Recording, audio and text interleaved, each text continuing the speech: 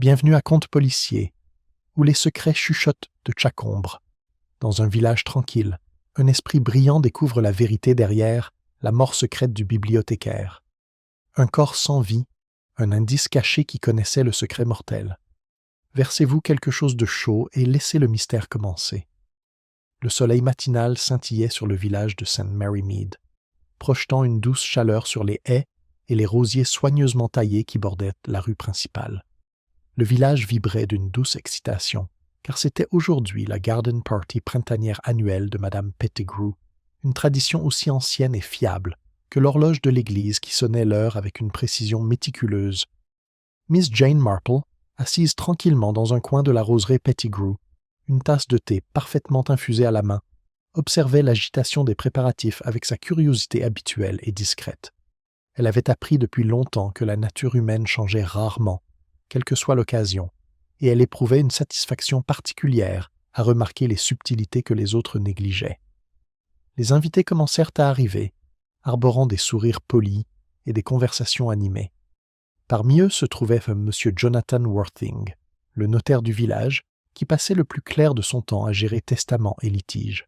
Mademoiselle Clarissa Bell, dont le regard perçant ne laissait rien passer, mais murmurait souvent des secrets à des oreilles distraites, et le révérend Collins, toujours agité, dont les tentatives d'humour étaient rarement efficaces.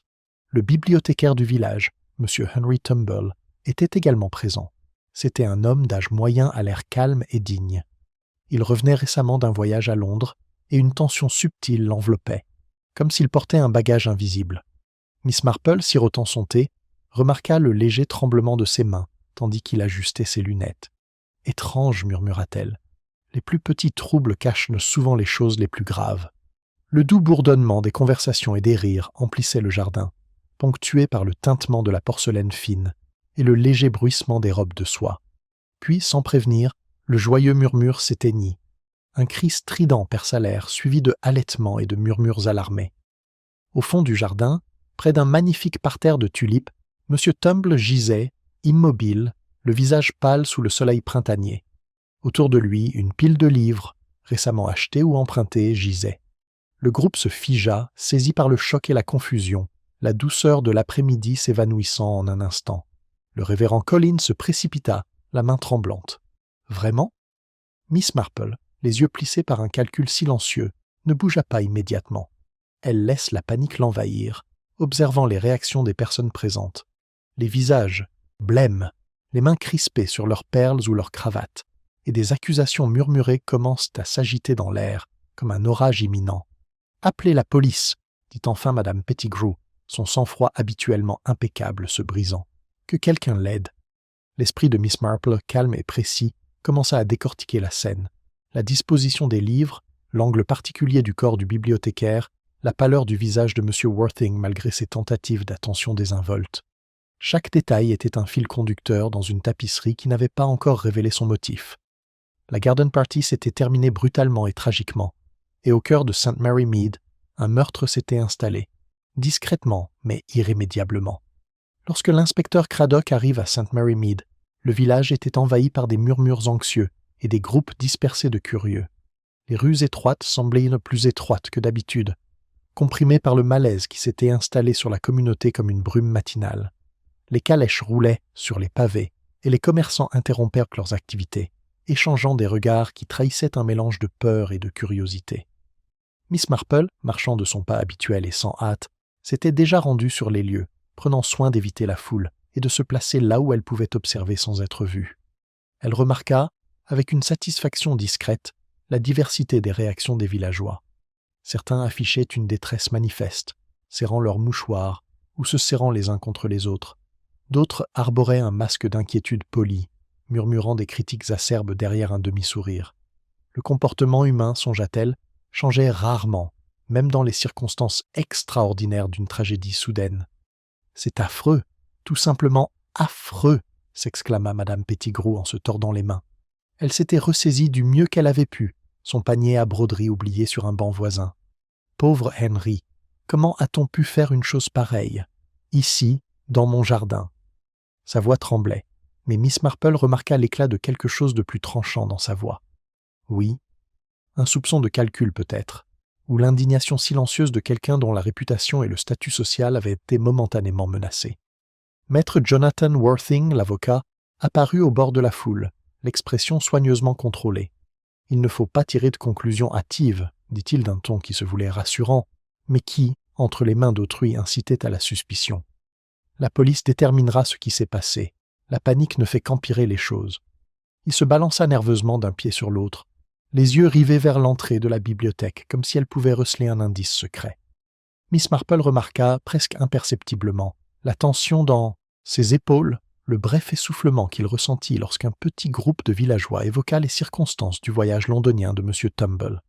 Il y avait là quelque chose, même si elle ne pouvait encore le nommer. Pendant ce temps, les ragots du village s'étaient enflammés. Mademoiselle Clarissa Bell, la curiosité désormais piquée, se déplaçait parmi les invités avec une grâce subtile qui masquait ses questions pénétrantes. « Quelqu'un avait-il remarqué la façon étrange dont il tenait ses livres » demanda-t-elle à un voisin, bien que personne n'ait rien remarqué, si ce n'est le choc de voir M. Tumble tomber. Et sa façon d'éviter les nouvelles acquisitions? Chaque question était une graine plantée dans un terreau fertile. Il était clair que les villageois, sous le choc, inventèrent déjà des histoires pour expliquer l'inexplicable. Un homme suggéra une crise cardiaque. Un autre murmura qu'une vieille rancune avait peut-être dégénéré, tandis que quelques âmes plus audacieuses évoquent un vol qui avait mal tourné. Miss Marple, sirotant son thé, maintenant frais et oublié, prenait des notes mentales minutieuses. Elle remarquait de subtiles incohérences dans les récits qui circulaient. Madame Pettigrew, par exemple, affirmait avoir vu M. Tumble ne parler à personne juste avant l'incident, une affirmation contredite par plusieurs autres témoignages. Certains prétendaient l'avoir vu près des tulipes, d'autres se souvenèrent de l'avoir vu s'attarder près de la fontaine. Chaque souvenir contenait une part de vérité et une généreuse part d'imagination. L'inspecteur Craddock, un agent compétent, quoique parfois conventionnel, s'approcha du groupe, son carnet à la main.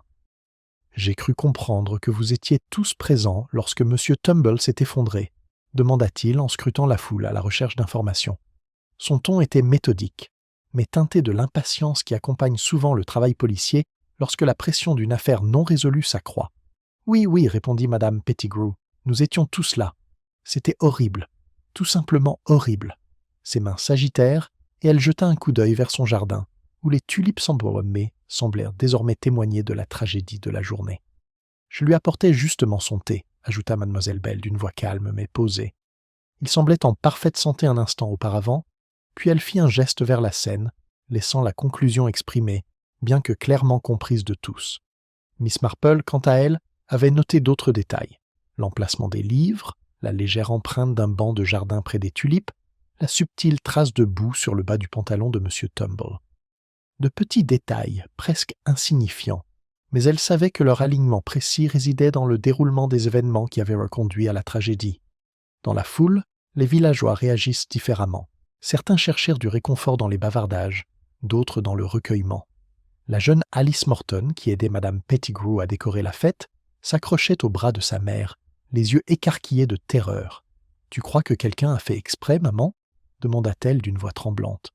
Sa mère, Mademoiselle Morton, s'efforçait d'esquisser un sourire rassurant, mais ne parvenait pas à dissimuler son malaise. « Il ne faut pas s'attendre au pire, ma chère. Parfois, ce sont des choses qui arrivent, tout simplement. » Mais l'attention de Miss Marple s'était portée sur M. Worthing, qui discutait à voix basse avec le révérend Collins. Une tension subtile régnait entre les deux hommes, non pas dans les mots, mais dans leur attitude même. Miss Marple était convaincue que lorsqu'on s'inquiète pour des broutilles, on en révèle souvent bien plus qu'on ne le souhaite. Pendant ce temps, l'inspecteur commençait à recueillir les témoignages avec plus de formalité, sa plume parcourant rapidement les pages de son carnet. Les villageois parlaient par phrases saccadées, entremêlant souvenirs, interprétations et préjugés. Certains semblaient désireux d'en impliquer d'autres, tandis que d'autres tentaient de protéger certains individus sous couvert d'ignorance ou de loyauté. « Monsieur Tumble avait-il des ennemis » demanda Craddock à voix haute. « Oh, pas vraiment des ennemis, » répondit Mademoiselle Pettigrew. « Mais il y avait certainement des choses délicates. Tout le monde au village savait qu'Harry avait des secrets. Des secrets très particuliers, en effet. » Son regard se posa sur Mademoiselle Bell qui haussa un sourcil interrogateur. Miss Marple réfléchit attentivement. L'expression « affaire délicate » était le genre d'indice vague mais révélateur que les villageois utilisaient souvent pour se distancier des vérités dérangeantes tout en signalant leur attention aux bons auditeurs. Elle nota mentalement: les secrets restent rarement enfouis et les gens se trahissent souvent par le moindre lapsus. À mesure que l'après-midi s'écoulait, la foule commençait à se dissiper, mais la tension persistait. Ceux qui étaient venus au jardin de Madame Pettigrew pour se détendre se promenaient en cercle feutré, leur conversation polie empreinte de peur et de spéculation. Miss Marple, se levant enfin de sa chaise, fit un lent et mesuré tour du jardin. Elle examina la disposition des tulipes, du banc et des livres éparpillés. Son regard s'attarda sur un petit détail ignoré de tous, une tache d'encre, presque invisible, sur le coin d'un livre comme si quelqu'un avait tenté de modifier une page à la hâte. Rien de tel pour attirer l'attention de la police, ni même des villageois les plus observateurs, mais pour Miss Marple, cela en disait long. Il y avait de la méthode dans ce qui semblait chaotique, et une intelligence derrière l'acte que seule une observation attentive pouvait révéler. Elle retourna vers Madame Pettigrew, qui rôdait près de la maison, l'air d'une hôtesse anéantie par les événements. « Vous avez admirablement réussi à garder votre sang-froid, » dit doucement Mademoiselle Marple. « Mais dites-moi, avez-vous remarqué quelque chose d'inhabituel chez Henry les jours précédant son retour de Londres ?» Les lèvres de Madame Pettigrew se lancent. « Eh bien, maintenant que vous le dites, il semblait distrait. Il évitait certains sujets, notamment ses tâches à la bibliothèque. Mais je pensais que c'était simplement la fatigue du voyage. » Miss Marple hocha la tête. La fatigue, songea-t-elle, masque souvent quelque chose de plus insidieux. Et au cœur paisible de St. Mary Mead, où chaque visage cache une histoire, et chaque histoire contient une part de vérité, elle sait que percer ce mystère exigerait patience, discrétion et un sens aigu des subtilités de la nature humaine. Alors que le soleil baissait sur le village, projetant de longues ombres sur les pavés et les allées du jardin, un malaise partagé planait sur St. Mary Mead. Le village avait réagi, certes, mais par fragments, sous forme de théories murmurées et de regards inquiets. Personne ne connaissait encore toute l'histoire, même si les fils commençaient à s'en mêler d'une manière que seule Miss Marple pouvait démêler. Et dans les coins tranquilles du jardin, inaperçue des foules de villageois, elle commença les premiers pas prudents de sa propre enquête. Le lendemain de la tragique chute de M. Henry Tumble, St. Mary Mead était plus calme que d'habitude. Le rythme paisible de la vie du village ne s'était pas arrêté, mais il avait été modifié, subtilement et irréversiblement, comme si chaque pas, chaque conversation à voix basse, portait le poids du choc de la veille. Miss Marple, comme à son habitude, commença tôt ses observations silencieuses, se rendant à la bibliothèque sous couvert de courses ordinaires. La bibliothèque, d'ordinaire un lieu paisible et ordonné, semblait étrangement perturbée. Les livres, méticuleusement rangés, gisaient maintenant dans un léger désordre, comme si l'incident avait provoqué des remous sur les étagères bien rangées. Miss Marple remarqua immédiatement quelles sections étaient intactes, biographie et histoire locale, et lesquelles présentaient de subtils signes de perturbation. Un seul livre mal aligné dans la section littérature étrangère, une tache sur le comptoir en bois pourtant poli, et de légères traces de boue près de la porte de derrière. L'inspecteur Craddock était arrivé sur les lieux peu après le lever du soleil, carnet en main, et avait commencé à mener une enquête formelle. Il était méthodique, mais visiblement frustré par l'absence de pistes concrètes. « J'ai interrogé le personnel de maison et plusieurs villageois, » expliqua-t-il à l'arrivée de Mademoiselle Marple. « Personne ne semble avoir rien vu qui puisse éclairer la cause du crime. Il n'y a eu aucune bagarre. Rien ne semble avoir été volé. C'est déroutant. » Miss Marple hocha discrètement la tête, le laissant poursuivre. « Déconcertant, » dit-elle doucement. Elle examina la disposition des livres et les subtiles empreintes sur le plancher, son esprit explorant les possibilités avec l'aisance de quelqu'un habitué à discerner des liens que d'autres négligents. « Parfois, murmura-t-elle, l'environnement le plus ordinaire peut cacher les vérités les plus extraordinaires. » L'inspecteur fronça légèrement les sourcils face à cette observation, incertain s'il s'agissait d'une métaphore ou d'un sous-entendu. L'expression de Miss Marple, comme toujours, ne trahissait rien, et il passa à l'interrogatoire du témoin suivant. Parmi les personnes présentes pour l'interrogatoire se trouvait M. Jonathan Worthing. Bien que calme en apparence, il manifestait de subtils signes d'anxiété.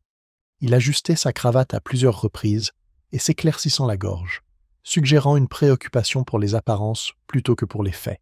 Interrogé sur les activités de M. Trumbull la semaine précédant son retour de Londres, il a fourni des réponses vagues, veillant à s'impliquer personnellement, tout en soulignant par inadvertance de légères incohérences. Miss Marple, observant depuis un coin de la pièce, prenait des notes mentales minutieuses. Le comportement humain, se rappelait-elle, se révèle souvent dans ces incohérences. La légère hésitation avant une réponse, le léger froncement de sourcils, l'évitement de certains sujets, étaient autant de miettes de pain pour l'observateur patient. Pendant ce temps, Mademoiselle Clarissa Bell avait pris l'initiative d'interroger les villageois les plus influents, partageant ses impressions et recueillant des rumeurs. Elle arriva à la bibliothèque au moment même où Mademoiselle Marple inspectait une étagère avec une attention particulière. « J'ai entendu plusieurs choses, dit-elle en baissant la voix jusqu'à presque murmurer. Certains disent que M. Trumbull avait des problèmes, peut-être financiers.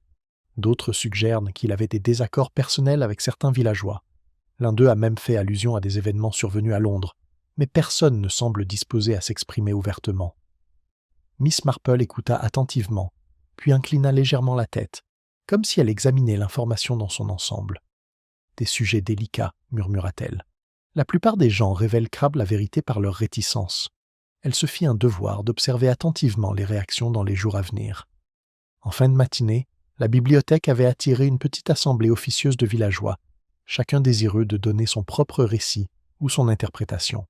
Le révérend Collins, s'efforçant de maintenir une attitude calme et convenable, parla des habitudes de M. Trumbull et de son dévouement à l'organisation de la bibliothèque, soulignant l'improbabilité de toute cause extérieure. Son discours, bien que bien intentionné, eut pour effet inattendu de souligner le caractère anormal de l'incident. Miss Marple, debout silencieusement près du comptoir de prêt, observait l'assemblée de visages inquiets. Parmi eux, quelques individus affichèrent des comportements subtils qui lui semblaient remarquables. Miss Bell, par exemple, jetait fréquemment un coup d'œil vers le rayon littérature étrangère, sa curiosité étant plus vive que ne pouvait l'expliquer un simple intérêt. M. Worthing évitait complètement de regarder dans la même zone, reportant son attention sur des étagères inoffensives avec un calme presque forcé. Et Madame Pettigrew, bien qu'apparemment occupée à réconforter les plus jeunes, jetait de temps à autre un rapide coup d'œil vers la porte de service, comme si elle anticipait un événement qui pourrait bien ne jamais se produire. L'attention de Miss Marple, cependant, restait fixée sur des détails insignifiants que d'autres oubliaient. Elle remarqua une légère empreinte dans le tapis près de la chaise habituelle de la bibliothécaire, suggérant l'emplacement d'un objet depuis retiré. Une légère trace de poussière le long du bord d'un comptoir indiquait un mouvement récent, même si rien d'important ne semblait manquer. Et il y avait l'affaire du livre à la subtile tache d'encre, qui, pour tout observateur non averti, n'était rien de plus qu'une tache insignifiante. Mais pour Miss Marple, c'était un message silencieux en attente d'interprétation. Ce jour-là, le déjeuner à St. Mary Mead était discrète. L'auberge du village, lieu d'ordinaire de conversations animées et de rires, ne résonnait que de murmures et de regards prudents. Les villageois spéculent sans fin sur la cause du malaise de M. Trumbull, avançant des théories allant d'une maladie soudaine à une blessure intentionnelle. Chaque théorie en disait plus long sur l'auteur que sur la victime, révélant des peurs, des préjugés et des rancunes personnelles que Miss Marple avait soigneusement cataloguées dans son esprit. Une visiteuse inattendue arriva peu après midi, le docteur Geraldine Hawthorne, médecin à la retraite qui avait occasionnellement conseillé la bibliothèque sur la gestion des archives. Elle s'exprima avec une autorité tranquille, exprimant son scepticisme quant à l'idée d'un simple effondrement médical. « Henry était en bonne santé, dit-elle en jetant un regard entendu à Miss Marple. Il n'y avait aucun signe antérieur de problème cardiaque ou de maladie soudaine. J'examinerai la possibilité de causes externes avant d'accepter une explication naturelle. » Miss Marple, écoutant attentivement, rangea le commentaire. Des causes externes, bien que rares à St. Mary Mead, n'étaient pas impossibles, et la présence du docteur Hawthorne contribua à cette hypothèse. Pourtant, tout en évaluant les possibilités, elle se rappela que le mobile et l'opportunité avaient souvent plus d'importance que de simples preuves matérielles. En milieu d'après-midi, l'inspecteur Craddock avait recueilli les premières déclarations du personnel et des villageois clés. Miss Marple suivait, discrète mais attentive, observant les interactions entre les langues, les postures et les hésitations subtiles. Une servante, en particulier, révélait davantage ses regards nerveux que ses paroles, indiquant qu'elle n'était pas encore prête à partager ses connaissances. Une autre villageoise, cherchant à se montrer serviable, raconta une histoire contenant des contradictions si mineures que seul un observateur averti pouvait les déceler, mais ces contradictions étaient lourdes de conséquences. Miss Marple commença également à poser des questions subtiles, posant des questions douces en apparence anodines, mais suscitant des réactions révélatrices. « Monsieur Tumble a-t-il déjà mentionné un problème avec un livre ou un visiteur récemment ?» demanda-t-elle nonchalamment à une assistante à proximité. La réponse fut brève et apparemment banale, mais l'évitement du regard de l'assistante et le léger tremblement de ses mains donnèrent matière à réflexion à Miss Marple. Alors que la journée touchait à sa fin, le village de St. Mary Mead s'était installé dans un rythme incertain. Le choc initial provoqué par la chute de M. Tumble avait laissé place à la curiosité, à la suspicion et à l'inévitable circulation des rumeurs. Miss Marple, circulant discrètement dans les rues, méditait sur la multitude de comportements humains dont elle avait été témoin. Chaque individu présentait des facettes de vérité et de tromperie, souvent à parts égales, et chaque petite observation contribuait à une mosaïque plus vaste et invisible. Elle rentra chez elle à la tombée de la nuit, son esprit triant activement les détails, reliant les incohérences et cataloguant les indices subtils. Il n'y eut pas encore de révélations spectaculaires, pas de confrontation dramatique, seulement une accumulation minutieuse de preuves, principalement comportementales, qui, avec le temps, révéleraient les motivations et les opportunités. Miss Marple, dans son modeste salon, se versa une tasse de thé et contempla le village qui s'obscurcissait. Elle observa la nervosité de M. Worthing, la curiosité aiguë de Mlle Bell, les observations attentives de Mme Pettigrew et les mouvements subtils des domestiques et assistants. Chacun avait offert un aperçu de la vérité, masqué par l'ordinaire, et chacun jouerait un rôle dans la résolution du mystère. Alors que la nuit tombait sur St. Mary Mead, le village était silencieux, mais les intrigues commençaient déjà à s'entremêler. Miss Marple comprenait que la résolution ne viendrait pas rapidement, ni par la force ni par l'urgence. Elle se ferait, comme toujours, par une observation patiente, des questions attentives et une attention constante aux petits détails révélateurs que d'autres négligeaient, et quelque part, cachés parmi les visages familiers et les salutations polies du village, les actes qui avaient conduit à l'effondrement de M. Trumbull attendaient, silencieux mais non inaperçus. L'enquête de Mlle Marple avait commencé sérieusement, et les premières pièces du puzzle se mettèrent déjà en place. En milieu de matinée, le village de St. Mary Mead s'était installé dans un climat de spéculation contenue. Le souvenir de l'effondrement de M. Henry Tumble lors de la garden party de Mme Pettigrew planait encore lourdement sur les conversations, tempérées par des rires nerveux et des halètements polis.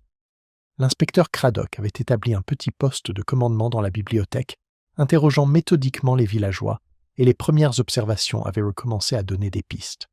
Parmi les premiers interrogés figurait M. Jonathan Worthing, l'avocat. Ses réponses, bien que soigneusement mesurées, étaient empreintes d'une tension subtile qui n'échappa pas à Miss Marple. Il maintint n'avoir parlé que brièvement avec M. Tumble le matin de son malaise, et pourtant son regard se porta vers les étagères d'une manière qui trahissait davantage la curiosité que l'intérêt désinvolte. Un bref silence avant ses réponses suggéra une tentative de dissimulation d'informations, et Miss Marple les catalogue en silence. « Monsieur Trumbull a-t-il mentionné des visiteurs dans les jours précédant l'incident » demanda Craddock, la plume à la main. Worthing s'éclaircit la gorge. « Juste des questions de routine concernant les affaires de la bibliothèque, dit-il, son regard se portant toutefois vers le rayon littérature étrangère. Rien d'inhabituel, du moins, rien dont je me souvienne. » Miss Marple remarqua le léger changement dans son expression. « Ne pas oublier, ne jamais oublier, pensa-t-elle. L'esprit se souvient souvent de ce que les lèvres rechignent à dire. » De l'autre côté de la pièce, Mademoiselle Clarissa Bell était engagée dans une conversation apparemment informelle avec Mme Pettigrew, mais Mademoiselle Marple percevait la subtile insistance sous ses questions.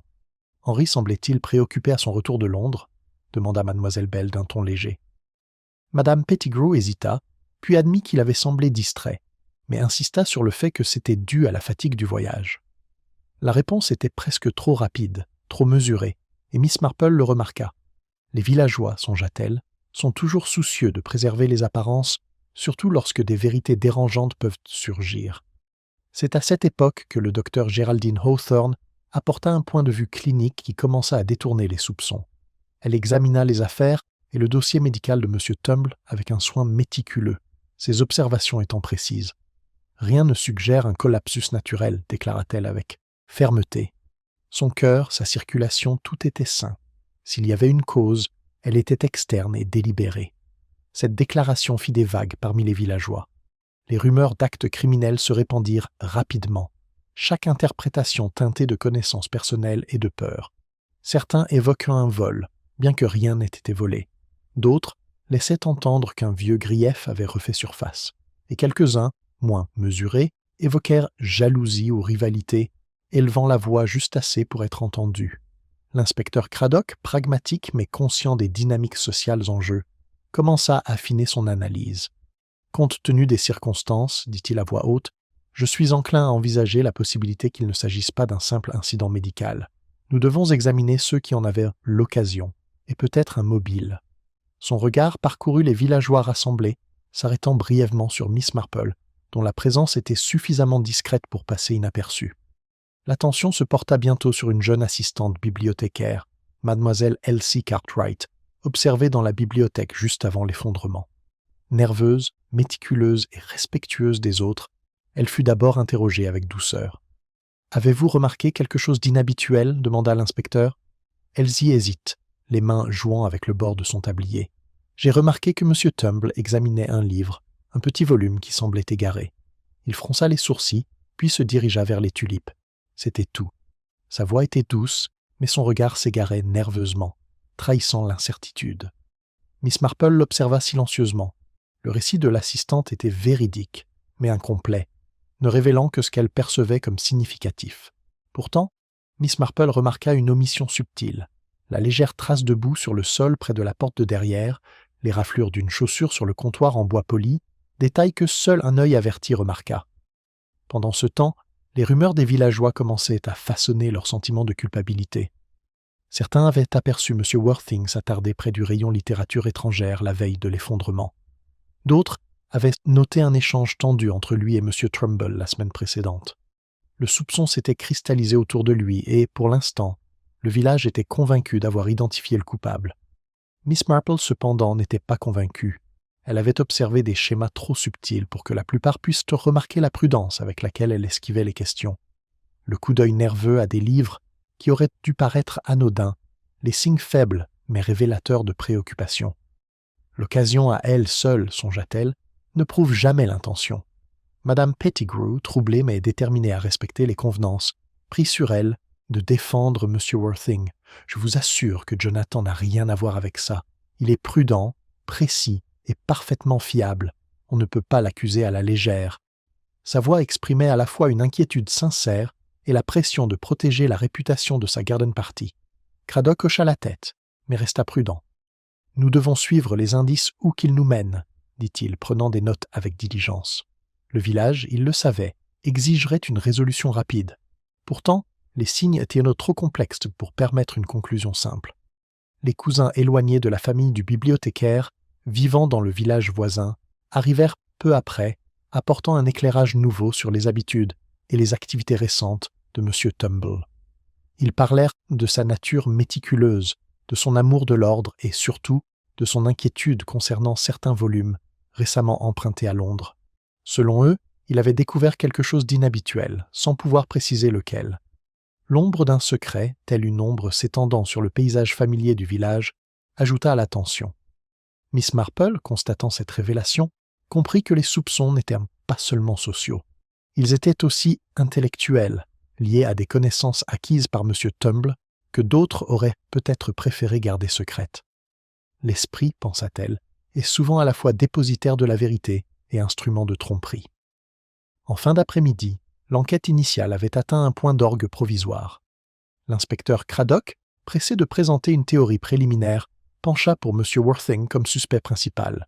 Sa position était compréhensible, le mobile semblait plausible, l'occasion existait et les soupçons collectifs des villageois renforcèrent le récit. Miss Marple, cependant, demeurait silencieuse, observant attentivement les conversations qui se déroulaient autour d'elle. Elle observait les subtilités du comportement humain, la lueur d'inquiétude dans l'expression de M. Worthing lorsque les questions portaient sur le voyage à Londres, la curiosité calculée de Miss Bell lorsqu'elle parlait aux domestiques, l'instinct protecteur de Madame Pettigrew. Chaque détail, apparemment mineur, s'inscrivait dans un schéma plus vaste.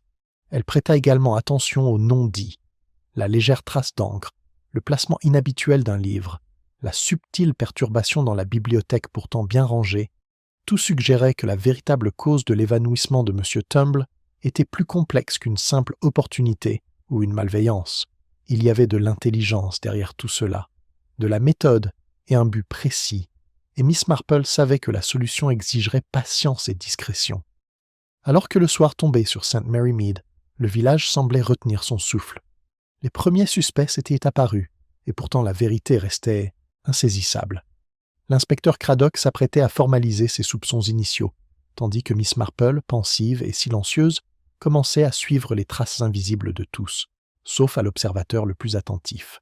Elle se retire chez elle, une tasse de thé à la main, repensant aux événements de la journée. Que le village se concentre sur M. Worthing comme suspect était logique, mais elle sentait que les apparences étaient trompeuses.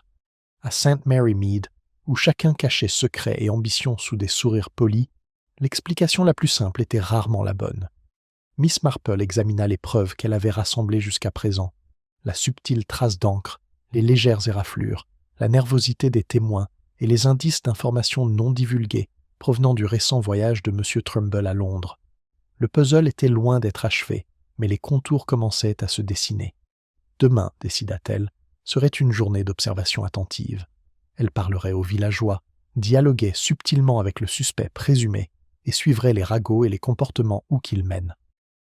Au cœur paisible de St. Mary Mead, le premier chapitre de l'enquête était clos, mais le mystère plus profond, celui qui révélerait le mobile, l'opportunité et la méthode, commençait seulement à se dévoiler. Et quelque part, derrière les façades ordinaires des visages familiers du village, le véritable architecte de la disparition du bibliothécaire restait caché, confiant que les apparences le protégeraient, mais révélant déjà des indices à travers les gestes humains les plus petits et les plus révélateurs. Miss Marple, comme toujours, était prête à le remarquer. Le lendemain matin, St. Mary Mead se réveilla sous une légère bruine qui laissa le village silencieux et introspectif.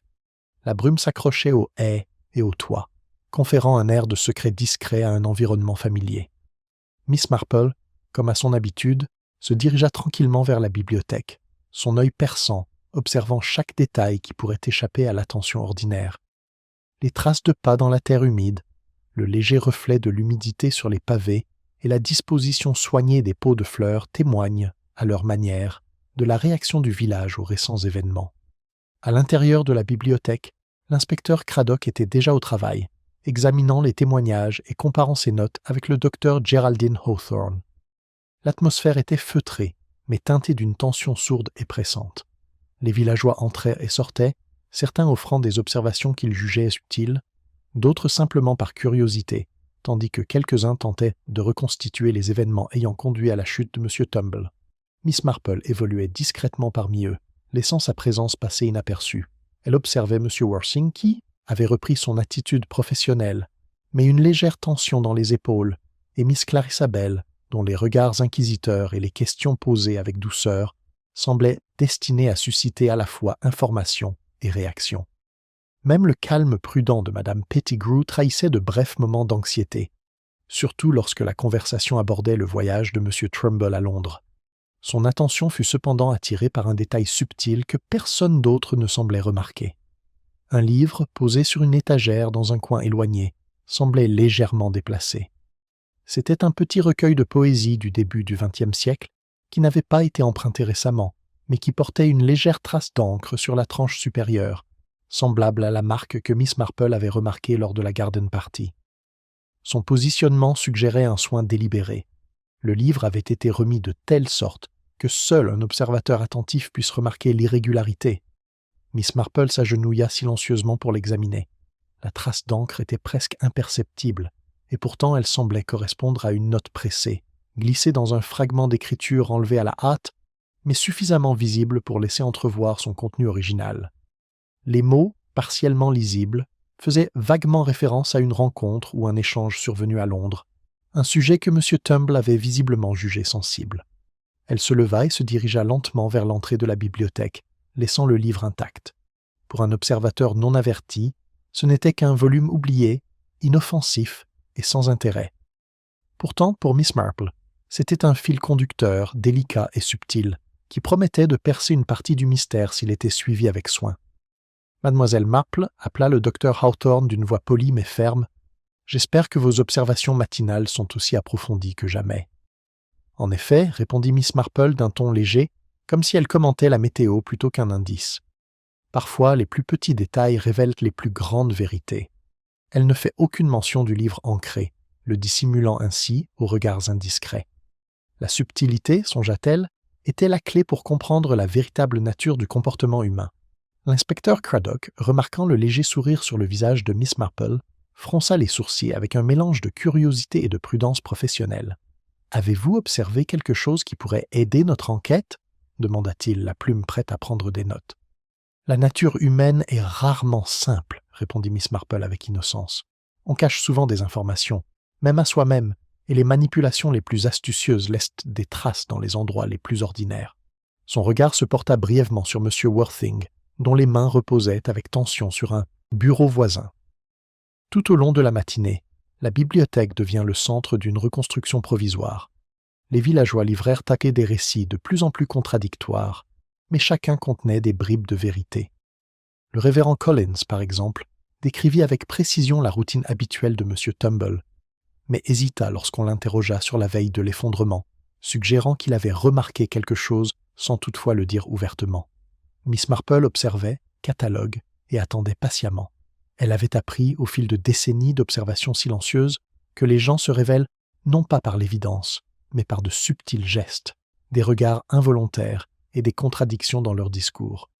Chaque personne présente détenait une pièce du puzzle, mais aucune n'en percevait le motif dans son intégralité. À midi, l'atmosphère dans la bibliothèque se tendit tandis que M. Worthing était interrogé sur ses interactions avec M. Tumble. Son sang-froid initial vacilla légèrement lorsque la conversation aborda la récente correspondance du bibliothécaire. Une légère rougeur aux oreilles, un léger tressaillement de la main gauche et le fait qu'il évitait soigneusement tout contact visuel suggéraient une préoccupation nerveuse. Pourtant, Miss Marple remarqua d'autres détails qui contredisent une accusation directe. Son soin méthodique des documents, l'absence de tout signe de lutte et l'absence de profit personnel tiré du malheur de M. Tumble. Miss Marple, se déplaçant dans une autre partie de la bibliothèque, laissa la conversation se poursuivre autour d'elle. Elle s'adressa doucement à une jeune assistante, Miss Elsie Cartwright, qui épouserait les étagères avec une précision anxieuse. « Monsieur Tumble a-t-il déjà évoqué des sujets londoniens qui le préoccupaient ?» demanda-t-elle doucement, sa voix imprégnée d'une curiosité désinvolte plutôt que d'une interrogation. Elsie hésite. Il parle brièvement d'un événement londonien, mais il semble anxieux. Il ne dit pas grand-chose. Il mentionna simplement qu'il s'agissait d'un ouvrage qu'il avait emprunté et d'une réunion délicate.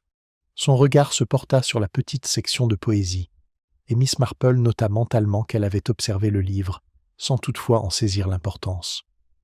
Les pensées de Miss Marple allaient dans plusieurs directions à la fois. La tache d'encre, le fragment d'écriture, les comportements anxieux étaient autant d'éléments d'un schéma caché, des indices suggérant une planification et une intention plutôt qu'un accident. Pourtant, la solution ne résidait pas dans ces seuls détails. Il fallait comprendre les motivations humaines qui y étaient reliées. En milieu d'après-midi, Miss Bell avait entamé sa propre tournée tranquille, engageant une conversation informelle avec les domestiques, le personnel et les villageois, apparemment sur les habitudes de la bibliothèque. Miss Marple remarqua le caractère stratégique de ces questions, chaque question visant à susciter une réaction plutôt qu'une réponse. C'était aussi une forme d'observation. Les gens se révèlent à travers ce qu'ils cherchent à cacher, et Miss Bell, bien que prudente, ne parvenait pas à masquer entièrement sa curiosité. Madame Pettigrew, inquiète de la régularité de l'enquête, rôdait près de la réception. « J'espère vraiment que cela ne fera pas de scandale », murmura-t-elle à Mademoiselle Marple, qui hocha simplement la tête avec un sourire compréhensif. « Les scandales, pensa-t-elle, naissent souvent de la rencontre d'événements ordinaires et de motifs extraordinaires, et celui-ci avait tous les éléments pour captiver l'imagination du village. » Miss Marple retourna au fond de la bibliothèque, s'accroupissant légèrement pour inspecter une fois de plus le petit volume. La trace d'encre suggérait une précipitation, mais aussi une dissimulation délibérée. Quelqu'un avait manipulé le livre avec précaution, conscient qu'il ne serait remarqué que par un observateur attentif. Un message caché se cachait dans l'ordinaire, un détail si subtil qu'un enquêteur occasionnel l'ignorait complètement. Son regard suit les lignes fines du fragment caché à l'intérieur, veillant à ne pas le perturber. Ces mots laissaient entrevoir une réunion, un transfert de documents et un sentiment d'urgence. Ils suggèrent que quelqu'un avait agi sous la pression, tentant de contrôler des informations qui, si elles étaient révélées, pourraient te causer de l'embarras, voire pire. L'esprit de Miss Marple commença à formuler des hypothèses, non pas sur l'identité de l'auteur, mais sur les raisons de cet acte. Le soir, le silence régnait dans la bibliothèque. Les villageois sont rentrés chez eux, ne laissant que le personnel essentiel et l'inspecteur poursuivre l'interrogatoire formel. Miss Marple, satisfaite de ses observations, se leva lentement. Elle avait recueilli bien plus que de simples mots, des gestes, des hésitations, l'alignement des objets et les subtilités de l'expression humaine, autant d'indices révélateurs d'une vérité cachée qui n'attendait qu'à être découverte.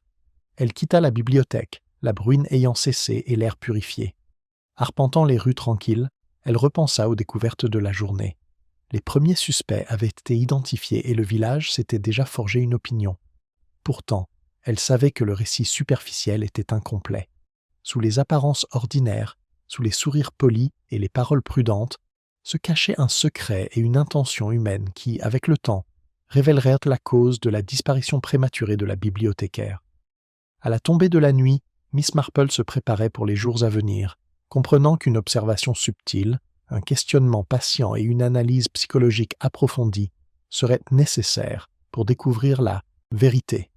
L'indice caché qu'elle avait repéré dans le livre taché d'encre serait la clé pour percer le mystère profond, reliant mobile, opportunité et action d'une manière que les villageois ne pouvaient pas encore percevoir. À St. Mary Mead, les apparences masquaient encore la réalité, et le travail d'enquête minutieux de Miss Marple ne faisait que commencer. Quelque part parmi les visages familiers du village se trouvait la vérité, discrètement dissimulée, attendant l'observateur patient capable de déchiffrer aussi bien les mots que les gestes. L'air matinal de St. Mary Mead était d'une fraîcheur qui semblait aiguiser les perceptions. Miss Marple, comme à son habitude, se promenait matinalement dans les ruelles du village, notant le moindre frémissement parmi les arbres, les empreintes de pas dans la terre ameublie et les salutations prudentes des villageois qui ne s'étaient pas encore complètement remis du choc de la chute de M. Tumble. Il régnait une atmosphère de tension contenue, comme si chaque sourire poli dissimulait un calcul personnel, une théorie ou une crainte.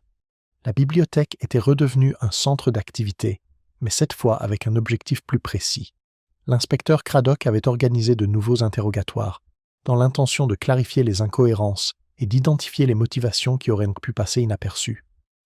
Miss Marple arriva discrètement, occupant son coin habituel et observant la scène de son regard discret, mais profondément analytique.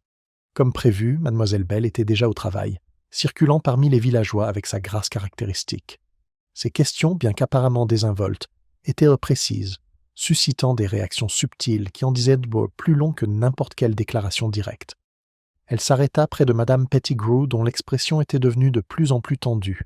« Vous semblez troublée, ma chère, » remarqua Mademoiselle Bell d'un ton léger. « J'imagine que les événements d'hier vous pèsent lourdement. » Les mains de Madame Pettigrew se crispèrent sur son panier à broder, et sa voix, habituellement posée, trahit une pointe d'inquiétude. « C'est vraiment pénible. Mais il faut garder son sang-froid. Il y a trop d'yeux et d'oreilles dans un village comme celui-ci. » Son regard se porta sur M. Worthing qui conversa tranquillement avec le révérend Collins, et Miss Marple remarqua la vague ombre de peur qui traversa son expression. Pendant ce temps, l'inspecteur Craddock commença à poser des questions plus pointues à M. Worthing. « Vous avez été aperçu près du rayon littérature étrangère le matin avant le malaise de M. Tumble, » commença-t-il. « Pouvez-vous expliquer vos déplacements ?» Le sang-froid de Worthing fut mis à rude épreuve. Il s'éclaircit la gorge et ajusta sa cravate. « Je vérifiais l'inventaire, » répondit-il d'une voix ferme, mais sans son assurance habituelle. C'était une affaire de routine. Rien d'inhabituel ne se produisit. Miss Marple remarqua la subtile hésitation dans sa réponse, la brève lueur d'inquiétude dans son regard. L'homme était prudent, méthodique et intelligent, mais l'intelligence, se rappela-t-elle, masque souvent autant qu'elle révèle. L'interrogatoire s'est rapidement étendu à d'autres villageois, révélant un réseau d'histoires interconnectées et de griefs enfouis depuis longtemps. Le révérend Collins, en particulier, a offert un aperçu de la vie privée de M. Tumble, évoquant un désaccord sur l'allocation des fonds de la bibliothèque. Bien qu'apparemment mineur, l'incident avait, selon Collins, laissé subsister un ressentiment persistant. Miss Marple nota attentivement les réactions. Madame Pettigrew s'agita, mal à l'aise, les yeux de Miss Bell pétillèrent de curiosité, et le regard de Worthing vacilla un instant. L'interaction subtile entre observation et réaction était un terrain fertile pour comprendre les motivations. D'autres révélations émanèrent du personnel de la bibliothèque. Mademoiselle Elsie Cartwright parla avec hésitation d'une série de lettres que M. Tumble avait reçues lors de son récent voyage à Londres. Bien que leur contenu fût inconnu, ces lettres semblaient concerner des sujets sensibles que l'on pourrait vouloir taire. La nervosité d'Elsie elle-même laissait entendre qu'elle en savait plus qu'elle ne voulait l'admettre. Ses lèvres s'entr'ouvrent légèrement comme pour parler, puis se refermant. Le docteur Hawthorne, observant les interactions, intervint avec une perspicacité professionnelle. M. Tumble était méticuleux dans la gestion des dossiers et des documents. Toute perturbation de sa routine pouvait indiquer une inquiétude particulière. Un manquement, accidentel ou non, est improbable. La combinaison d'indices comportementaux subtils, d'informations fragmentaires et de motivations cachées a créé un tableau complexe. Miss Marple a reconnu que la nature humaine présente souvent des contradictions. La loyauté mêlée à l'intérêt personnel, la peur coexistant avec le courage et la politesse se superposant au ressentiment. En milieu de matinée, le village semblait vibrer d'une énergie conflictuelle. Réunions privées et échanges discrets révélaient alliances et conflits. Miss Marple écoutait une conversation entre Madame Pettigrew et Miss Bell, où la première cherchait à être rassurée sur la bienséance du village, tandis que la seconde sondait avec délicatesse les vérités non dites. Miss Marple remarqua que chaque phrase, chaque pause soigneusement dosée, avait un poids qui dépassait les mots eux-mêmes. Le tournant survient lorsque le révérend Collins raconte une conversation surprise entre M. Trumbull et un visiteur lors de son voyage à Londres. L'identité du visiteur avait été volontairement dissimulée, mais le sujet, lié à l'acquisition d'un manuscrit rare, laissait entrevoir des enjeux financiers ou personnels. Miss Marple remarqua le bref échange de regards entre plusieurs villageois pendant que Collins parlait. Une reconnaissance tacite du fait que certains points avaient jusque-là été cachés au public. L'esprit de Miss Marple travaillait rapidement, reliant les moindres indices de motivation à l'opportunité. Le comportement de chaque villageois était une petite révélation. Le tic nerveux d'une main, l'accélération d'un rythme cardiaque visible sur une joue rouge, l'évitement de certains sujets. Tels étaient les signaux subtils qui lui permettaient de tracer les contours invisibles du secret. Même M. Worthing, interrogé poliment, révéla quelques failles dans son attitude pourtant polie. Une légère rougeur à l'évocation des lettres de Londres, une hésitation à relater ses interactions avec M. Trumbull, et le fait qu'il évitait soigneusement toute discussion concernant le manuscrit rare, suggéraient qu'il y avait plus sous la surface. L'attention de Miss Marple se porta momentanément sur le petit recueil de poésie qu'elle avait remarqué la veille. La tache d'encre, le fragment d'écriture et le placement judicieux du livre s'inscrivent désormais dans un contexte plus large. Quelqu'un avait déployé des efforts considérables pour manipuler ce qui était visible, tout en dissimulant l'essentiel. À midi, Madame Pettigrew, visiblement soucieuse des convenances sociales, prit Miss Marple à part. « Voyez-vous, ma chère, tout le monde est à cran. Je ne sais plus à qui faire confiance. Des murmures, des insinuations et de vieilles rancunes refont surface après cette tragédie. » Miss Marple hocha doucement la tête. En effet, les plus petites choses sont souvent celles qui parlent par le plus fort. Ce n'est pas ce qui est dit, mais ce qui est évité qui révèle la véritable nature des intentions. Madame Pettigrew fronça les sourcils. « Et vous soupçonnez déjà quelqu'un » Le sourire de Miss Marple était réservé. « Patience, ma chère. Les fils commencent seulement à s'entremêler. Il faut observer attentivement avant de tirer des conclusions. Au fil de l'après-midi, de nouveaux secrets sont révélés. Les villageois se souviennent de disputes mineures concernant l'administration de la bibliothèque, de désaccords personnels sur l'héritage et de rivalités de longue date jamais avouées. Chaque révélation, bien qu'apparemment anodine, offrait un mobile potentiel et un aperçu de la personnalité des personnes impliquées. Miss Marple remarqua également des dynamiques interpersonnelles que d'autres ignoraient totalement. Les regards protecteurs échangés entre Madame Pettigrew et ses amis les plus proches, la modulation précise de la voix de Miss Bell, les gestes occasionnels et involontaires de M. Worthingall étaient des indicateurs de tension latente. Ces détails, combinés aux preuves matérielles qu'elle avait déjà observées, suggèrent que le récit superficiel était trompeur. Le soir venu, le village avait connu ses premières véritables confrontations.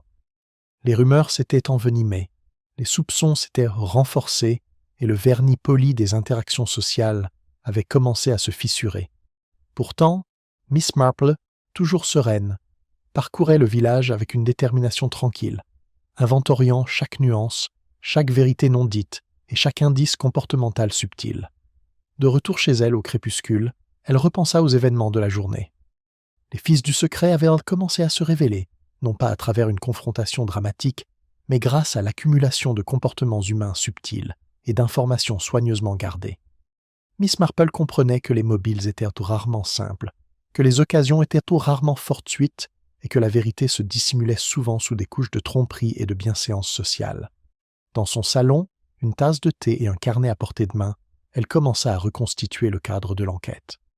Les premiers suspects avaient été identifiés, mais chacun en révélait davantage sur lui-même que sur le crime.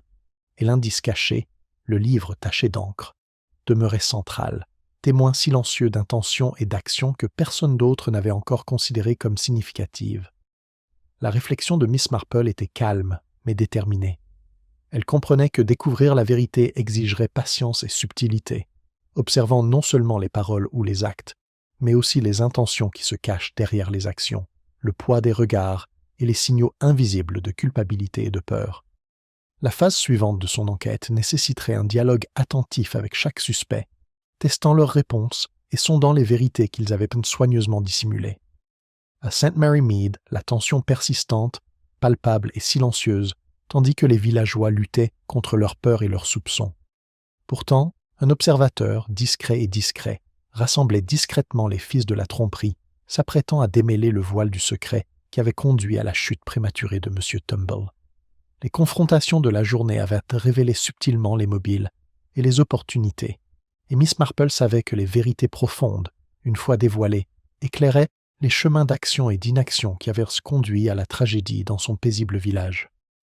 Le matin suivant les révélations et les confrontations, St. Mary Mead semblait porter un poids d'inquiétude plus lourd qu'auparavant. Les ruelles du village, habituellement animées par les bavardages joyeux des voisins et le bruit rythmé des pas, étaient plus calmes, l'air chargé de spéculation.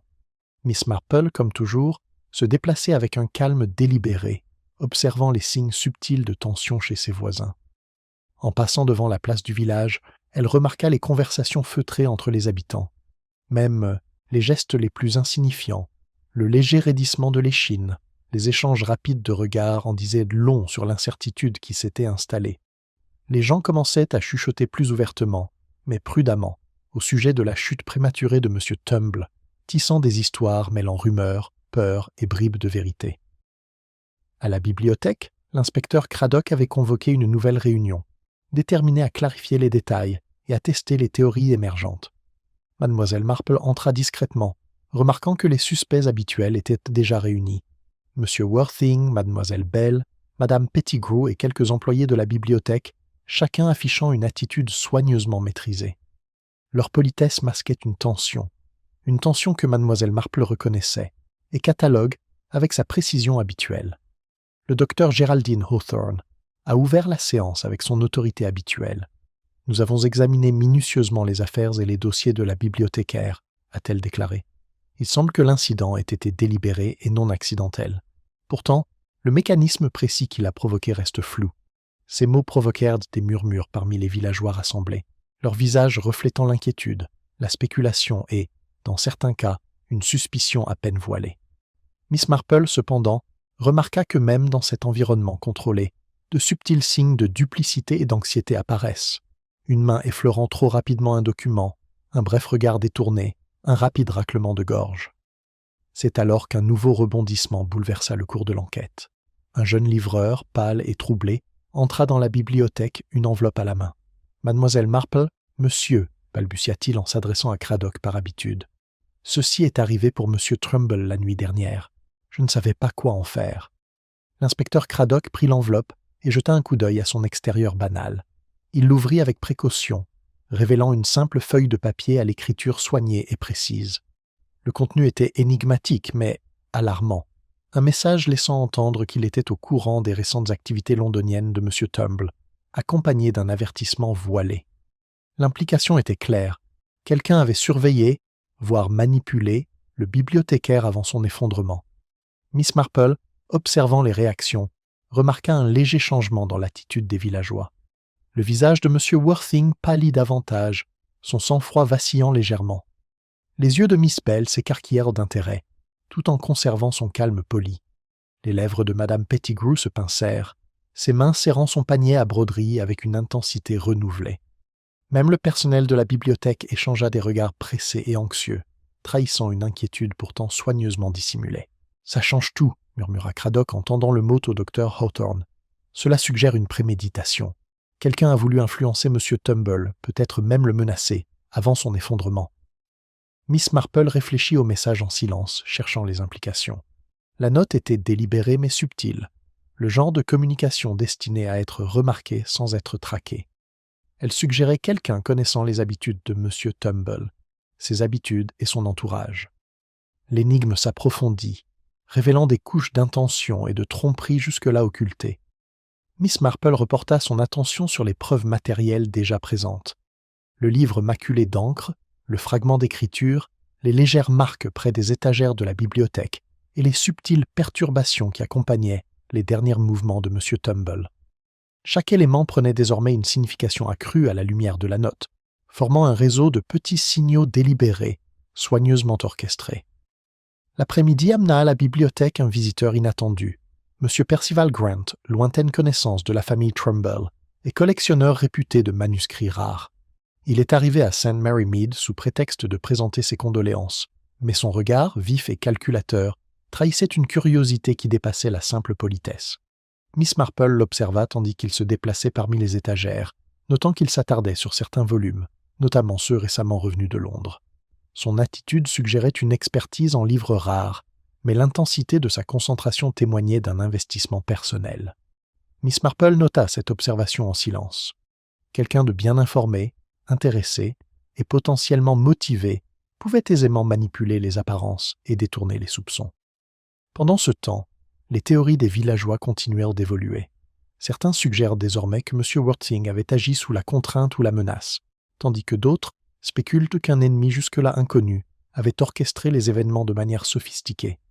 Miss Marple écoutait patiemment, énumérant chaque idée sans la commenter, consciente que la vérité se cachait souvent sous la surface des spéculations. Les événements de la journée prirent une autre tournure lorsque Mademoiselle Elsie Cartwright découvrit un petit registre égaré, caché derrière une rangée de livres. Ces pages, examinées avec soin, révélèrent comme des transactions et des annotations, laissant entrevoir des conflits d'acquisition, de prêts et de légères divergences financières au sein de l'administration de la bibliothèque.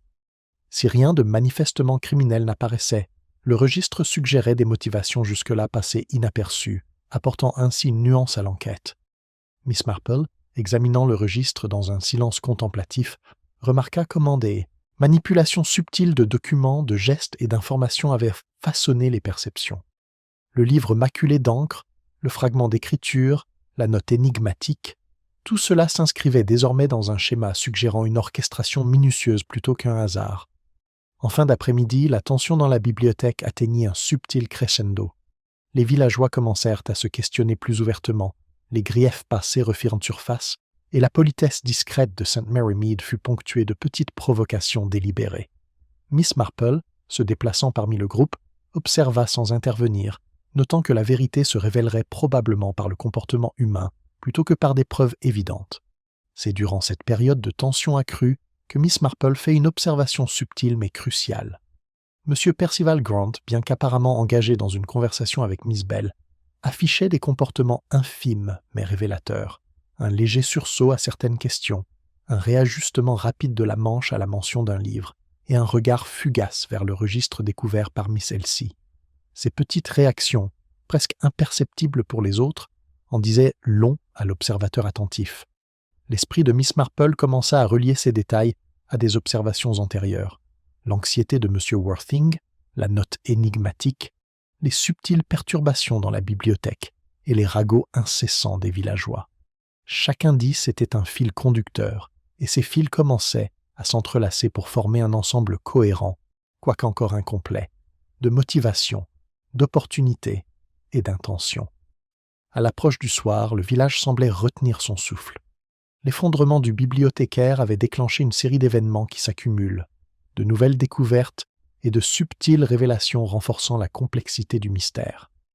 Miss Marple, observatrice discrète, comprenait que la suite des événements exigeait de tester minutieusement les réactions, d'observer patiemment les comportements subtils et d'adopter une approche stratégique pour découvrir le véritable orchestrateur des événements. En rentrant chez elle au crépuscule, elle repensa aux événements de la journée. La note cryptique, le registre secret et le comportement des individus clés avaient créé un puzzle complexe. Chaque élément laissait entrevoir une planification délibérée, des motivations cachées et une tentative sophistiquée de tromper autrui. Les premiers soupçons du village, centrés sur M. Worthing, semblèrent désormais simplifiés à l'extrême face à ces nouveaux rebondissements. Miss Marple comprit que la solution ne nécessitait pas seulement d'être attentif aux objets ou aux documents, mais aussi aux signaux humains qui les accompagnaient, hésitation, regard, gestes subtils et modulation précise du discours. Elle se prépare, mentalement pour les jours à venir, sachant que tester les réactions et observer les interactions serait crucial pour révéler la vérité. À St. Mary Mead, les apparences continuaient de masquer la réalité. Les villageois spéculent, les suspects pèsent leurs mots, et l'enquête devient de plus en plus complexe. Pourtant, une observatrice, calme et discrète, gardait le fil conducteur, traçant les lignes invisibles de l'intention et de la tromperie.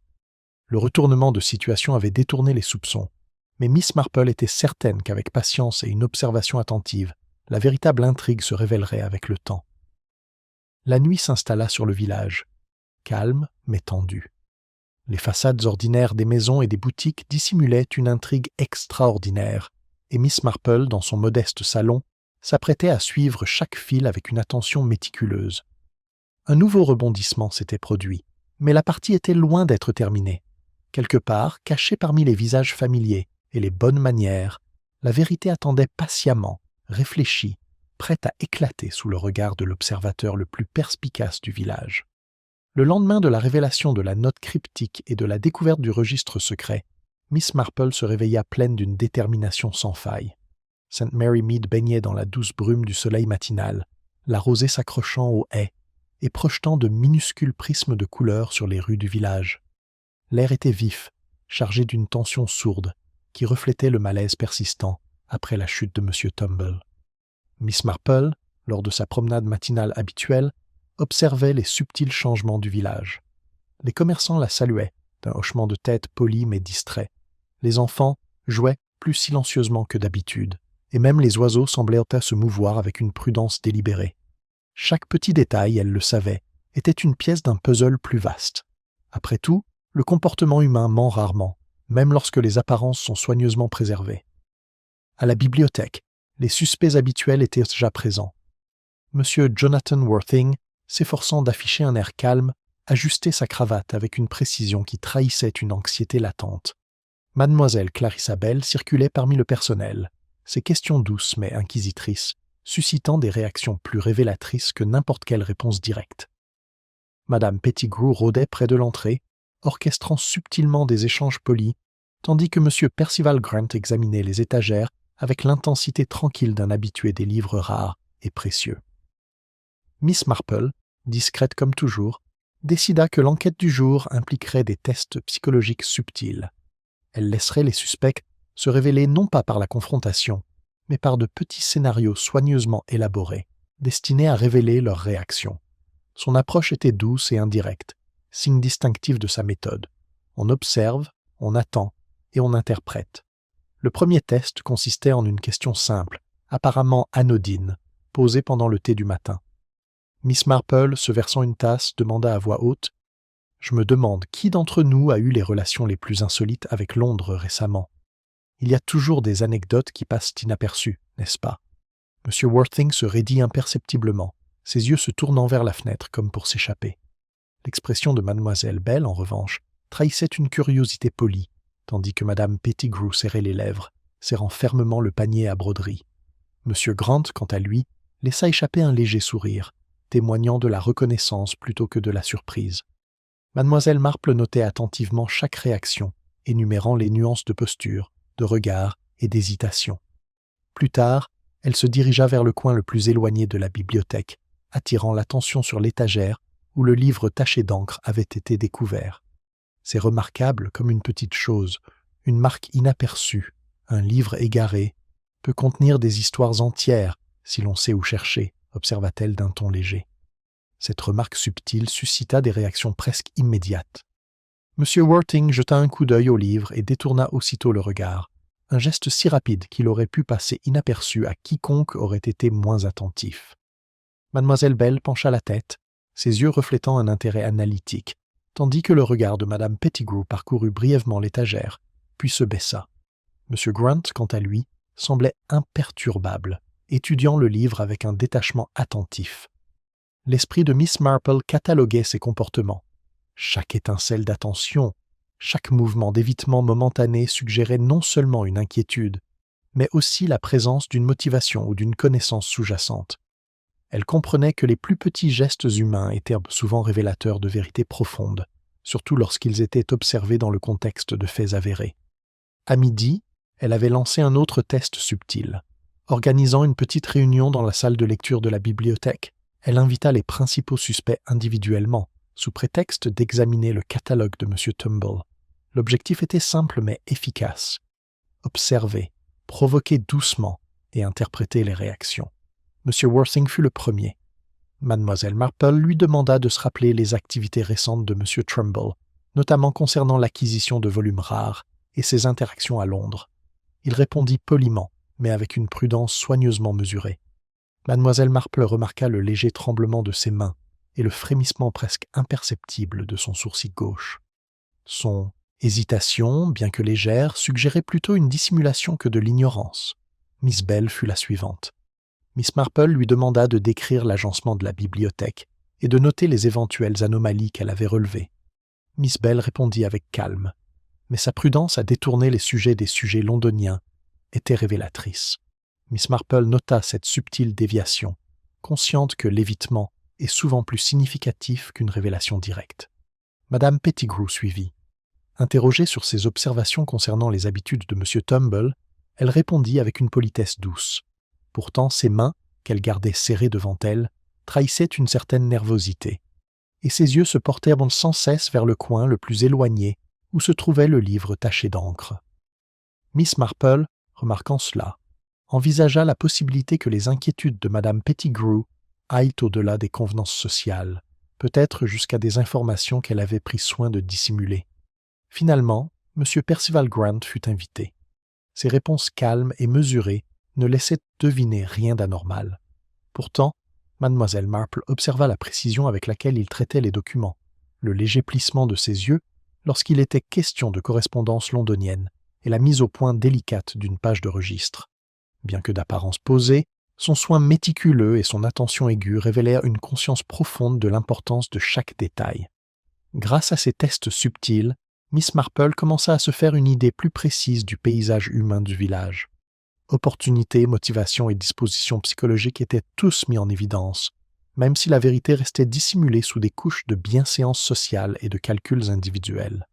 La manipulation minutieuse des apparences, remarqua-t-elle, était la marque d'une personne habituée à contrôler les traits perceptifs qu'elle devrait prendre en compte à mesure que l'enquête progressera. En fin d'après-midi, Mademoiselle Marple reporta son attention sur les interactions entre les suspects. Observant M. Worthing et Mademoiselle Bell discuter des archives de la bibliothèque, elle remarqua de subtils changements de posture et des micro-expressions qui laissaient entrevoir une connaissance tacite. De même, les regards occasionnels de Madame Pettigrew vers le registre suggéraient plus qu'un simple souci de bienséance. Ils suggèrent une connaissance des informations non partagées.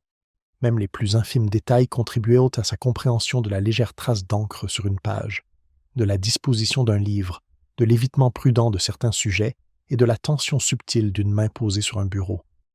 Les observations de Miss Marple se confondirent avec une prise de conscience croissante que les apparences étaient trompeuses et qu'une orchestration minutieuse avait façonné le récit que le village avait si facilement accepté. À la fin du jour, Miss Marple voyait tranquillement ses notes et ses impressions. Elle repensait à la séquence des événements, aux réactions suscitées par ces tests subtils et aux comportements qu'elle avait répertoriés avec une attention méticuleuse. Chaque réaction était une pièce du puzzle. Certaines étaient des fausses pistes, d'autres révélatrices, et quelques indices cruciaux, combinés, laissaient deviner l'auteur de la tragédie. Miss Marple comprenait que l'élucidation finale exigerait patience et discrétion.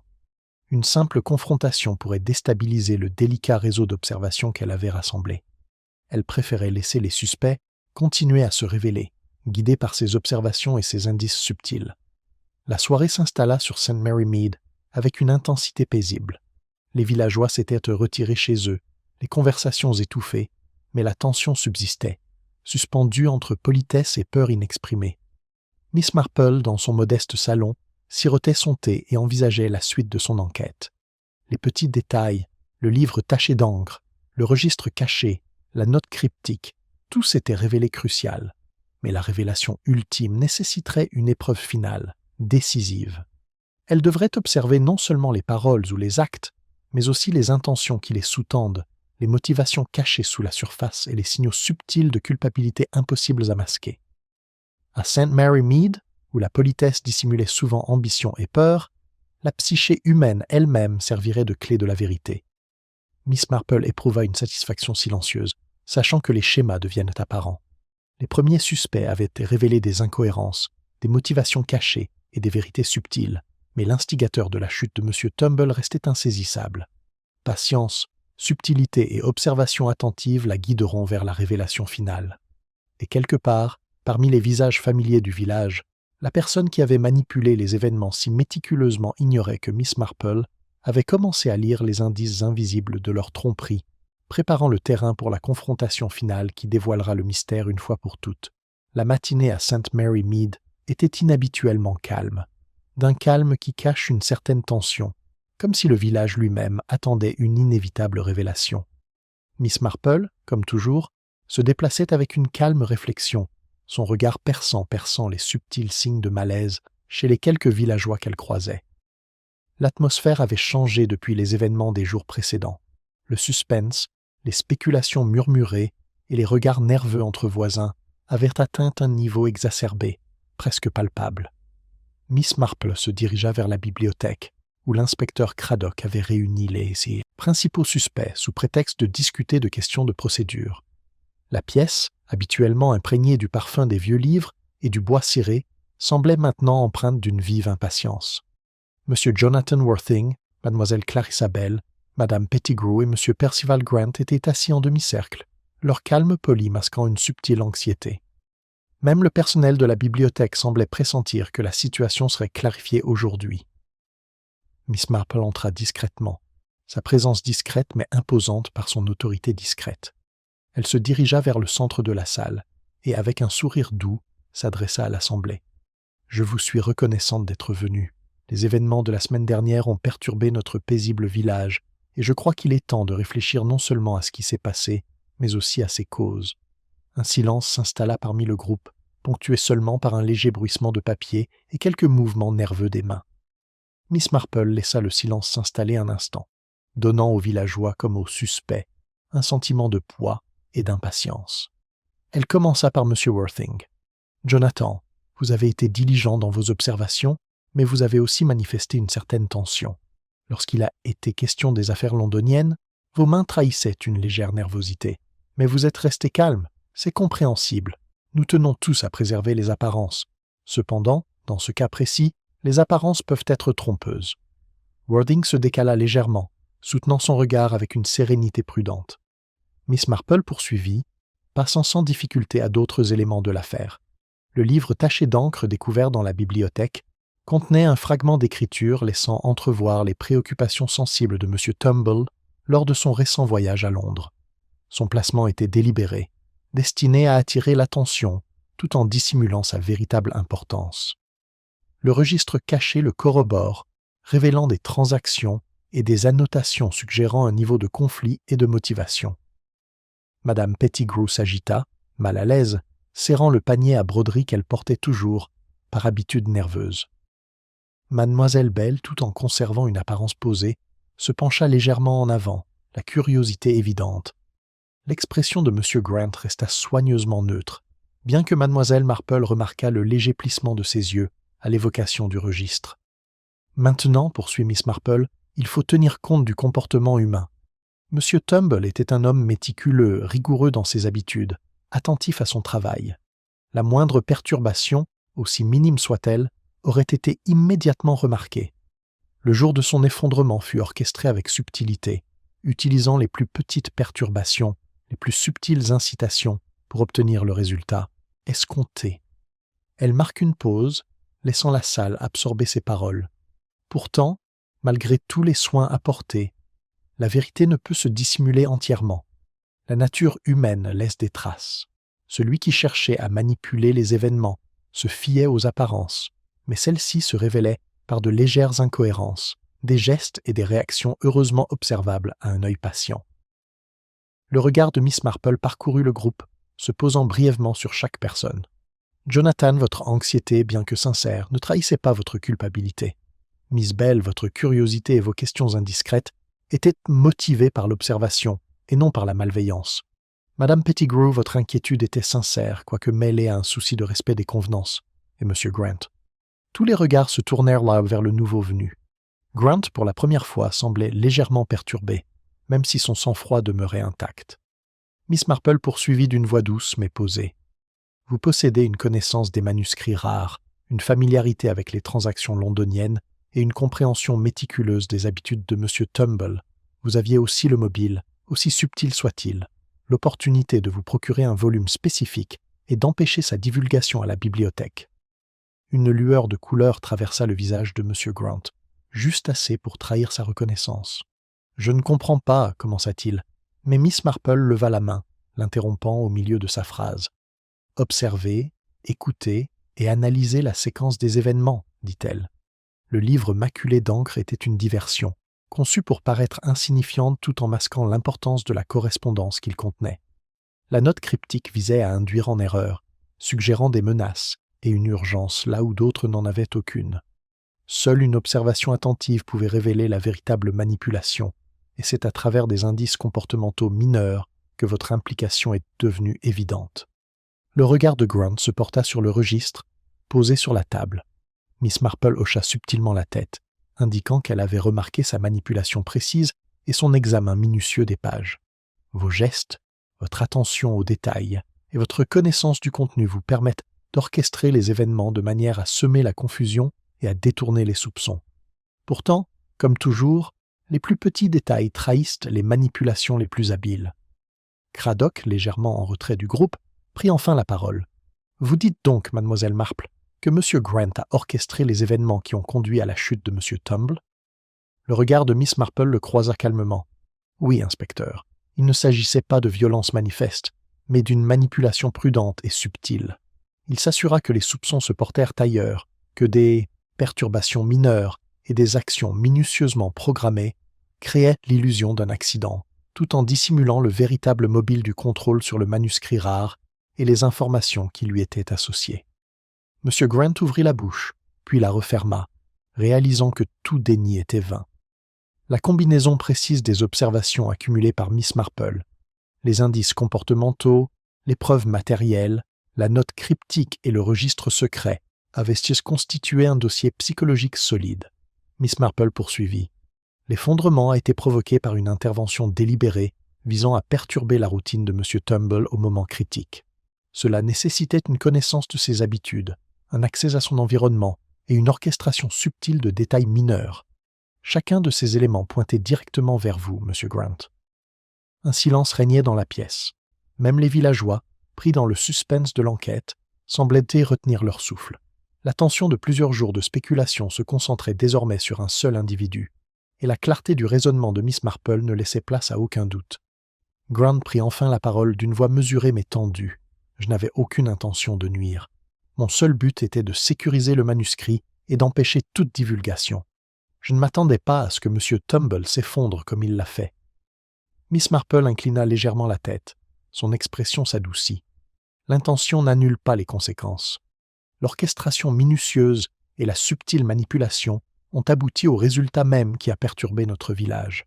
La vérité, M. Grant, réside dans les schémas que vous avez créés, les perturbations mineures, le livre égaré, le fragment d'écriture et les réactions de votre entourage. Tout était visible pour un observateur patient et révélait vos actions.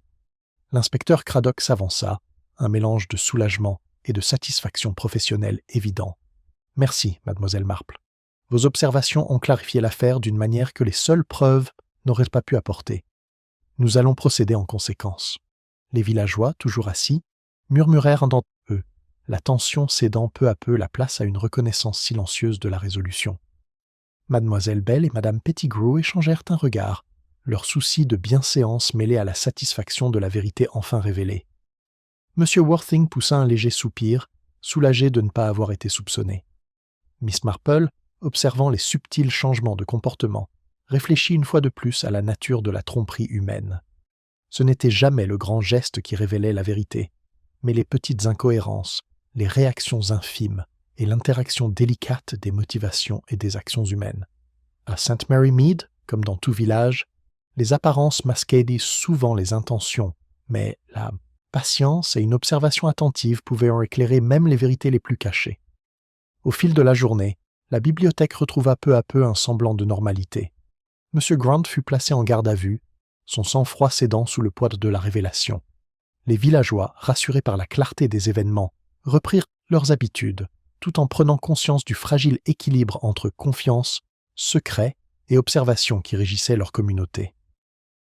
Miss Marple, observant silencieusement le dénouement, éprouva une satisfaction mesurée. Les fils de la tromperie, de la manipulation et de la fragilité humaine avaient été démêlés non par la force, mais par une attention particulière, de la patience et la compréhension des plus infimes signaux humains. Dans le paisible village de St. Mary Mead, l'équilibre avait été rétabli, même si les leçons de l'observation humaine subtile persisteront bien plus longtemps que le choc immédiat du crime. La matinée à St. Mary Mead était d'un calme presque trompeur. Le village, après avoir subi le choc de la chute de M. Trumbull et la subtile orchestration de tromperie qui s'ensuivit, évolue désormais avec une calme résilience. Les oiseaux chantaient comme si de rien n'était, et le doux bruissement des feuilles semblait murmurer un réconfort. Pourtant, sous cette apparence sereine, les villageois portaient le poids des événements récents, conscients de la fragilité des apparences. Miss Marple, arpentant les ruelles familières, observait le retour subtil de la routine. Les commerçants ouvraient leurs portes avec des sourires prudents, les enfants jouaient en bordure des espaces verts, et les voisins échangeaient des salutations polies qui trahissaient un soulagement tempéré par une certaine prudence. La vie était, comme toujours, un équilibre fragile dans un petit village, mais rien ne restait jamais tout à fait pareil une fois les secrets révélés. En arrivant à la bibliothèque, mademoiselle Marple trouva l'endroit nettement plus calme. L'inspecteur Craddock avait terminé son enquête et ses documents, mais la présence des policiers garantissait que les récentes perturbations étaient officiellement reconnues. Le personnel de la bibliothèque, soulagé mais pensif, reprit ses tâches avec une diligence méticuleuse, rangeant livres et documents comme si l'ordre lui-même pouvait rétablir l'équilibre du village. Miss Bell s'approcha discrètement de Miss Marple, sa curiosité désormais tempérée par l'appréciation. « C'est remarquable, dit-elle, comme tout a été résolu. Pourtant, ce sont les subtilités et les petits détails qui ont révélé la vérité. Je ne peux pas imaginer comment vous avez pu discerner autant de choses à partir de si peu. » Miss Marple inclina légèrement la tête, un doux sourire aux commissures des lèvres. « Le monde est plein de subtilités, Miss Bell. Les gens se révèlent dans les plus petits gestes, les plus brèves pauses et les perturbations discrètes que d'autres ignorent. Il suffit d'observer avec patience et compréhension. » Madame Pettigrew, plus calme, s'approcha, une tasse de thé à la main. « Je dois dire, ma chère, que vous avez fait plus que rétablir l'ordre. Vous avez préservé la bienséance de notre village tout en révélant une vérité qui, autrement, serait restée cachée. C'est un don rare. » Miss Marple accepta la tasse d'un hochement de tête discret. La bienséance est réconfortante, mais la vérité est indispensable. Même dans les situations les plus distinguées, la nature humaine est porteuse de malice et d'erreurs de calcul. Observer sans juger permet de discerner les schémas essentiels. De l'autre côté de la pièce, M. Worthing apparut, libéré de tout soupçon. Son calme habituel était revenu, teinté du léger soulagement qui accompagnait l'exonération. « Je vous remercie, mademoiselle Marple, » dit-il d'un ton solennel. « Vos observations ont clarifié des points qui auraient pu rester en suspens et ont épargné au village un scandale inutile. » Les yeux de Miss Marple pétillaient d'un léger amusement. Ce sont souvent les observations les plus discrètes qui préviennent les plus grands malentendus. Il faut observer et écouter attentivement, et ne jamais sous-estimer les moindres signaux. Même le personnel, y compris Mademoiselle Elsie Cartwright, semblait respirer plus librement. Elle s'approcha prudemment, une pointe de curiosité dans le regard. « J'avais remarqué des choses, » admit-elle doucement. Le livre, le registre, je n'en comprenais pas la signification. Mais en observant et en écoutant, je réalise maintenant que chaque détail compte. Le sourire de Miss Marple était doux. Vraiment Elsie. L'ordinaire et l'inconnu recèlent souvent la clé pour comprendre l'extraordinaire. La patience et une attention particulière révèlent ce que les mots seuls ne peuvent exprimer. Alors que la matinée s'étendait vers le début de l'après-midi, Miss Marple se dirigea vers le petit coin lecture où elle avait précédemment examiné le livre taché d'encre. Elle s'accorda un instant pour réfléchir à l'équilibre délicat entre savoir et dissimulation, entre intention et conséquence. À St. Mary Mead, les apparences avaient de nouveau rejoint la réalité, mais elle comprenait que le souvenir des événements récents persiste dans la conscience collective du village. La révélation de M. Percival Grant comme orchestrateur de ces subtiles manipulations avait laissé les villageois avec des sentiments mitigés. Le soulagement face à la résolution se mêlait à l'étonnement face à la sophistication de la supercherie.